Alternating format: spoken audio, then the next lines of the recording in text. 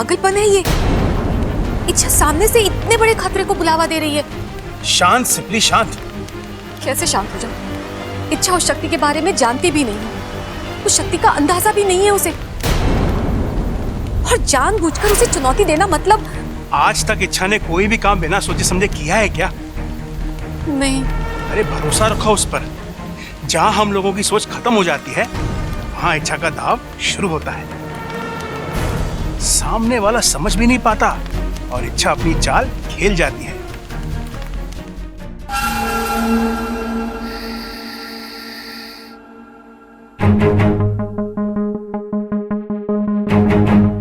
भाई रास्ता साफ है, छोटा जहाज भी कहीं दिखाई ना दे रहा है। चलो। कहाँ जा रहे हो? अरे टाइटैनिक चल, बीच में सर भाई को अंदर जाना, चल। अंदर जाना मना है। अरे अपू बेटा तू देख ना राके, भाई ने हेलमेट पहन रखा है, अब ना भाभी भाई का चेहरा देख पाएंगी ना भाई भाभी का। चल हट बीच में से। अरे लेकिन पापा की आंखें तो खुली है ना। अरे बस इतनी सी बात, भाई की आंखों में पट्टी बांध देंगे हम। आंखों पे पट्टी बांध के पापा मम्मी की मेहंदी कैसे देखेंगे? हंडी? अरे अपू हंडी देखनी होती तो यहाँ क्यों आता, रसोई में जाता ना। अरे भाई घर की हंडियों में किसको इंटरेस्ट है? आपको अच्छी अच्छी हंडियां देखनी है तो मार्केट में नए नए डिजाइन की हंडियां आई हैं, चलो। अरे पापा मैं हंडी की नहीं मेहंदी की बात कर रहा हूँ। आंखों पे पट्टी बांध के आप मम्मी की मेहंदी कैसे देखेंगे? जवाब दे भाई, ये बात तो मैंने सोची ना। ओ भाई आप एक काम करो, आप भाभी के कमरे में ना गर्दन झुका के चले जाओ, भाभी की मेहंदी देखकर वापस चले आना। चने खाना? अरे चने खाने का समय ना है अभी तो मुझे सिर्फ ममता की मेहंदी देखनी है। अरे चने खाने को ना कह रहा हूं मैं कह रहा हूं वापस चले आना। चलो अभी अंदर। नहीं, मैंने कहा ना नहीं मतलब नहीं। दादी ने पापा को मम्मी के बचाने से मना किया ना। अरे टाइटैनिक तू समझ ना रहा है, दादी ने कहा है चेहरा देखने से पति पत्नी के बीच में दीवार खड़ी हो जाती है, हाथ देखने से कुछ ना होवे। चलो भाई। और अगर हो गया तो?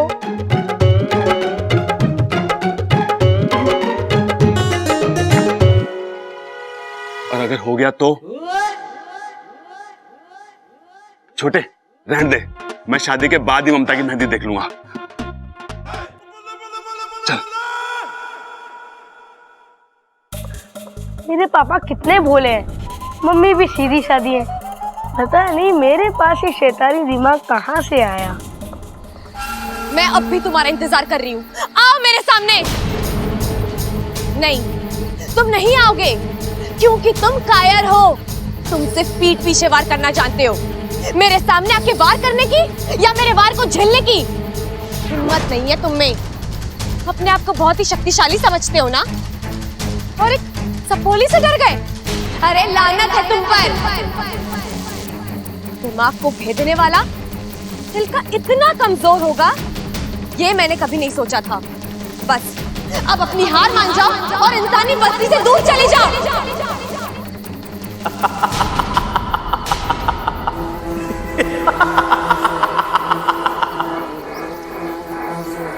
जो हार जाए वो बुद्धिराज नहीं। कौन हो तुम और क्या चाहते हो मुझसे? तुम्हारा विनाश।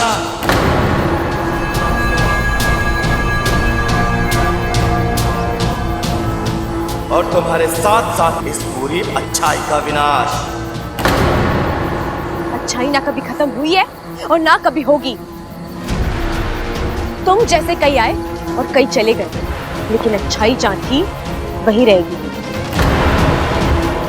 उसी के दम पर ये दुनिया कायम है और इतिहास गवाह है कि जब जब किसी बुद्धिराज ने पृथ्वी पर जन्म लिया है, इसे खत्म करने के लिए एक इच्छा पैदा हुई है। लेकिन आज इतिहास बदलेगा, आज बुराई जीतेगी, आज बुद्धिराज जीतेगा।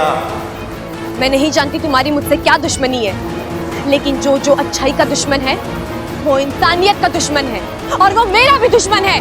आओ तो फिर देखते हैं किसमें कितनी ताकत है। अपनी जितनी शक्ति आजमानी आजमा लो। मैं यहाँ तुम्हारे सामने कवच की तरह खड़ी रहूंगी और तुम मुझे भेद कर नहीं जा सकते।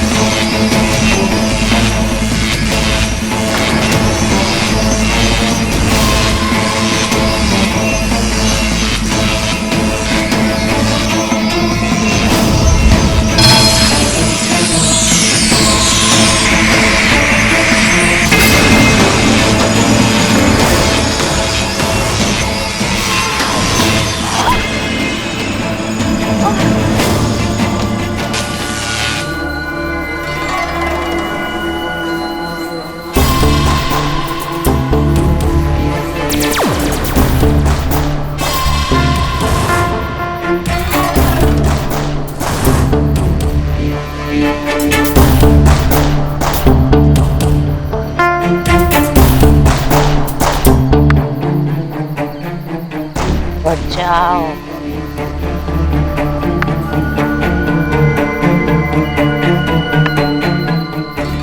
उठो।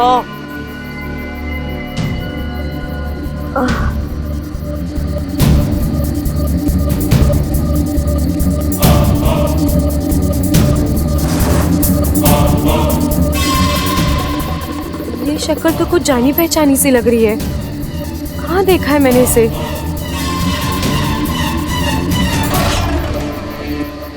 क्या सोच रही हो इच्छा? हाँ?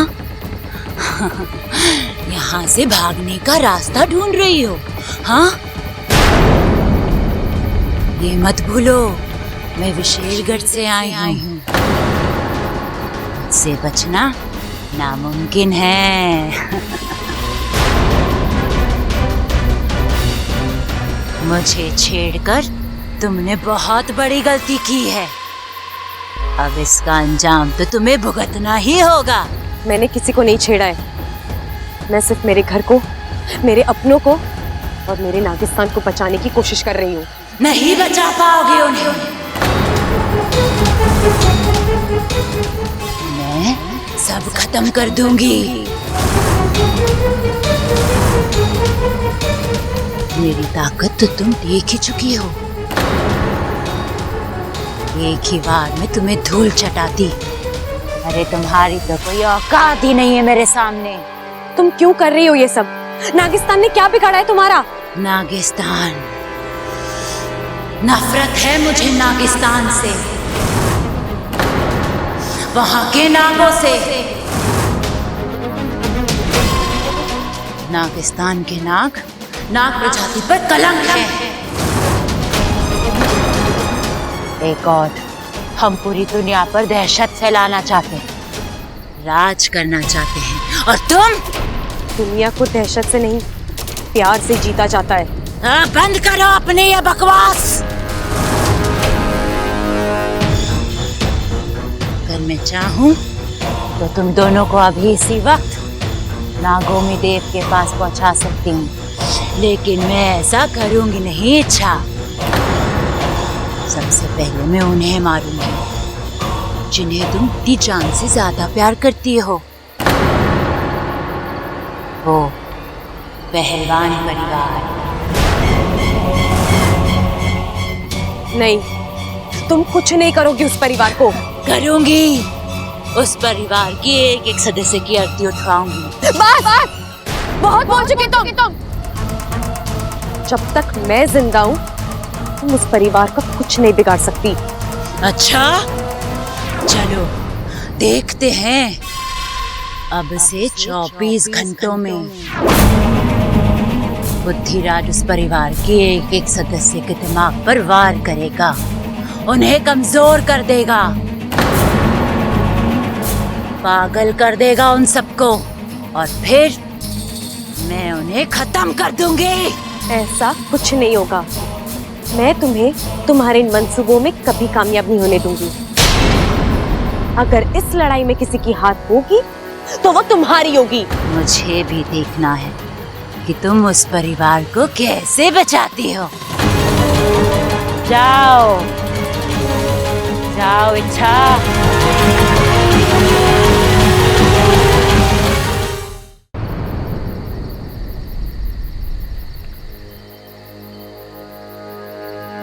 उफ, जिसका डर था वही हुआ।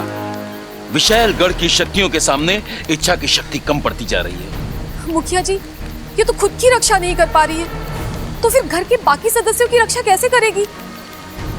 हम सब भी ना अपनी शक्तियां उसे दान कर देते हैं, शायद हमारी शक्तियां उसे बचा पाए। नहीं सिपली, इच्छा नहीं मानेगी। ये चुनौती उसने दी है और ये उसकी अपनी लड़ाई है, और जहां तक मैं इच्छा को जानता हूं वो अपनी लड़ाई खुद लड़ेगी। लेकिन मेरी सपोली। नागोमी देव पर विश्वास रखो, वही उसे इस लड़ाई को लड़ने का हौसला और बल देंगे। ए शमशान घाट के वासियों, आओ। मैं विशेलगढ़ की राजकुमारी, मुझे तुम्हारी सहायता की जरूरत है। आओ।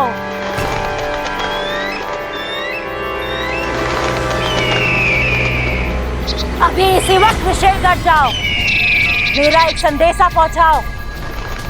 हम बहुत जल्द नागिस्तान पर हमला करने वाले हैं। वहां के एक एक नाग को कुचलकर नागिस्तान की हस्ती मिटानी है। सबसे कह दो अपनी शक्तियों के साथ तैयार रहे। हमें नागिस्तान में विशेलगढ़ का निर्माण करना है। जाओ जाओ। विशैली, ये कौन सा खेल खेल रही हो तुम? अच्छी खासी वो इच्छा हमारे हाथ आई थी, उसे तो उसी वक्त मार देना चाहिए था। मुझे छोटी छोटी खुशियां बटोरने का कोई शौक नहीं है। मैं नागिस्तान पर हमला करूंगी और जीत का जश्न मनाऊंगी।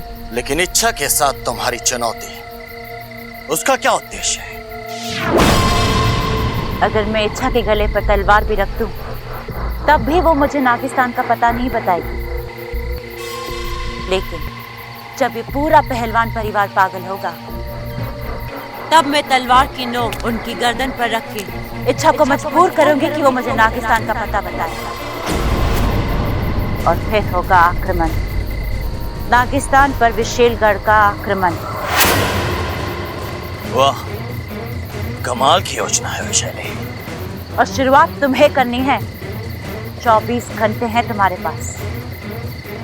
पहलवान परिवार के एक एक सदस्य को पागल कर दो। अब लो, और मेरा पहला शिकार होगा वो बबल।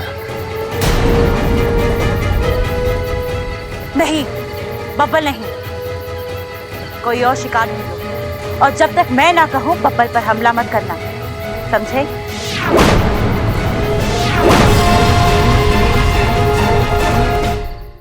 भाई, मैंने 200 की लड़ी मंगाई थी, घी के कनस्तर बनाए थे, वो कहाँ हैं? शादी के बाद भेजेगा क्या? अब भेज, जल्दी भेज।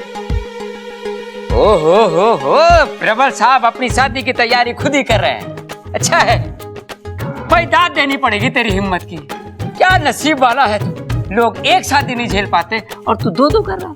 पिताजी, शादी दूसरी है पर बीवी तो पहली वाली है ना। अरे बेटे, ऐसे हालातों में तो और मुश्किल हो जावे है। मैं तो अपनी पहली शादी को बुरा सपना समझकर भूलने की कोशिश कर रहा हूँ। क्या है? क्या? हाय, आज कह रहे हो पहली शादी को भूलने की कोशिश कर रहा हूँ, कल को कहोगे मुझे भूलने की कोशिश कर रहा हूँ, परसों कहोगे खुद को भूलने की कोशिश कर रहा हूँ, और तरसों बोलोगे हम आपके हैं कौन? बताओ। बस, ये तो तेरी बातें ठोकने की आदत है ना। इस पे बड़ा प्यार आवे है मुझे। इन्हीं बातों पर फिदा होकर तो मैंने तुझसे शादी करी थी। अरे पगली, तुझे तो बस मैं ही झेल सकूं। आज क्या कर रहे हो? अम्मा जी आ जाएंगी। आने दे माँ को। ये खड़क प्रताप सिंह किसी से नहीं डरता। ए खड़क, क्या कर रहा है तू? बस कर। माँ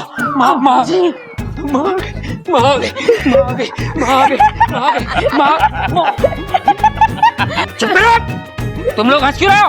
अरे दादाजी, वो दादी नहीं, मैं था। अपने दादा के साथ मजाक करता है? अरे नाना पिताजी, अप्पू तो सिर्फ मजाक कर रहा था। मैं समझा कुछ और कर रहा था। तू एक बार फिर से बता, तेरी दादी कैसे करती है? ए छोरे, क्या कर रहा है तू? बस कर।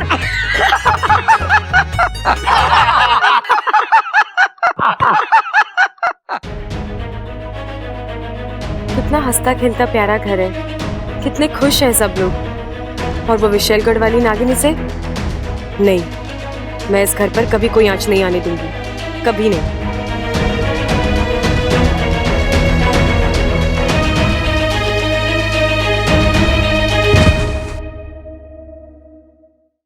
साथिया साथिया मेरे साथिया।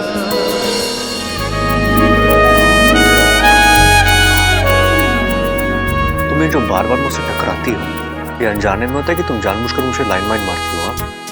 यही सवाल मैं भी आपसे पूछ सकती हूँ बब्बल जी। तो पूछो ना। मेरा जवाब तैयार है। वो क्या है ना, कभी कभी मुझसे गलती हो जाती है तो फिसल जाता हूँ। अब तुम अमृता तो हो नहीं कि जानबूझकर तुम्हारी बाहों में आऊंगा। अमृता की बाहों में जो सुकून है ना, वो तुम्हारी बाहों में गा। बब्बल जी, मेरा मूड वैसे ही बहुत खराब है, आप मुझसे उलझेंगे ना तो मैं तो क्या कर लोगी?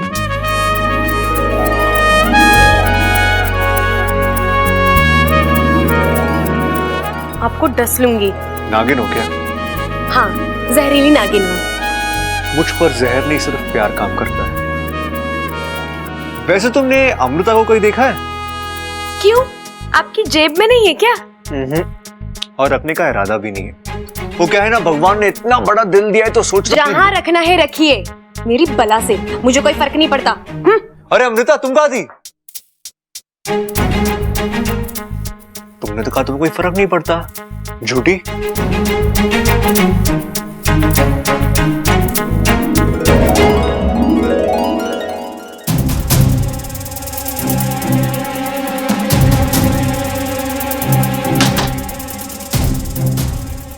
जी जानबूझकर कर रहे हैं ये सब, उन्हें पता है मुझे तकलीफ होती है, फिर भी।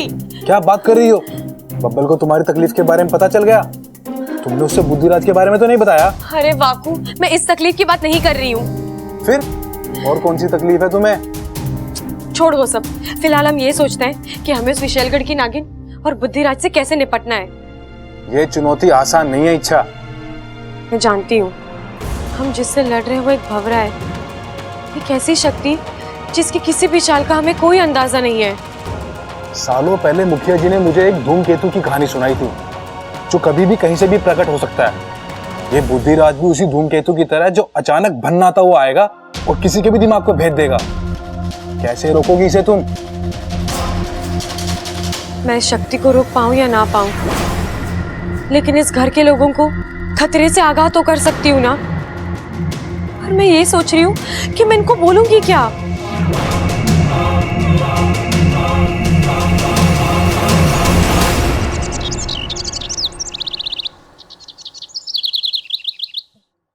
ना ना ना, वो ना जिसमें मैसेज फ्री हो ना, वो वाला पैकेज एक्टिवेट कर।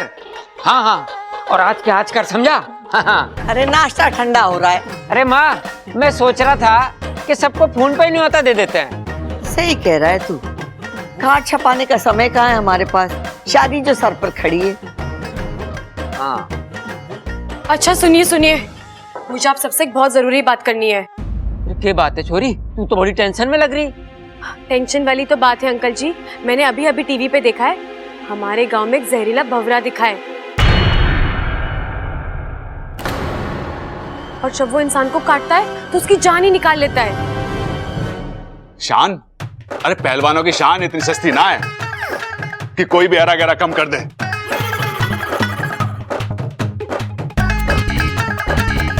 प्रबल भैया, मैं शान की नहीं, जान की बात कर रही हूँ। ए छोरी, वो भंवरे के काटने का कोई इलाज विलाज बताया उन्होंने? हाँ दादी, एक दवाई है जिसे छिड़कने से भंवरा भाग जाता है। तो ठीक है माँ, मैं दवाई लेके आता हूँ। वैसे तो उस भोरे के लिए खड़क प्रताप सिंह का थप्पड़ ही काफी है, लेकिन अगर दवाई भी साथ में हो तो ठीक है। किसी को कहीं भी जाने की जरूरत नहीं है, मैं दवाई ले आई हूँ। जब भी किसी को भंवरे की आवाज सुनाई दे, फौरन मुझे बुला लेना, मैं सब ठीक कर दूंगी, ठीक है? कितनी प्यारी छोरी, सबका कितना ख्याल रखती है।